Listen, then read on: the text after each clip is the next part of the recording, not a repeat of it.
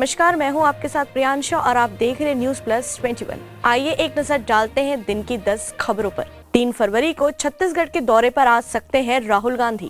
रायपुर बेमेतरा कांकेर से 36 ट्रैक्टर और हाईवा जब्त, कई ड्राइवर गाड़ी छोड़कर भागे।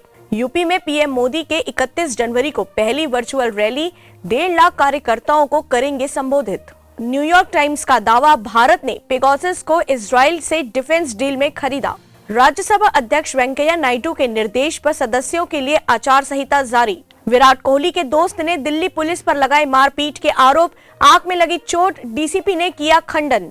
एसबीआई ने प्रेग्नेंट महिलाओं को बताया अनफिट, महिला आयोग ने नोटिस भेज मांगा जवाब। मिस्र को झटका, अमेरिका ने रोकी 13 करोड़ डॉलर की सैन्य मदद। वॉर 2 के बाद सलमान खान और शाहरुख खान की स्पाई यूनिवर्स का हिस्सा बनेंगे ऋतिक रोशन। करीना कपूर से झगड़े पर अमीषा पटेल ने पहली बार तोड़ी चुप्पी, बोली मेरे अंदर उसके खिलाफ कुछ नहीं है। ऐसे ही तमाम जानकारी से लगातार अपडेट रहने के लिए हमारे चैनल को लाइक और सब्सक्राइब करना ना भूलें। नोटिफिकेशन के लिए बेल आइकन जरूर दबाएं। देखते रहिए न्यूज प्लस 21, आपके हक की बात।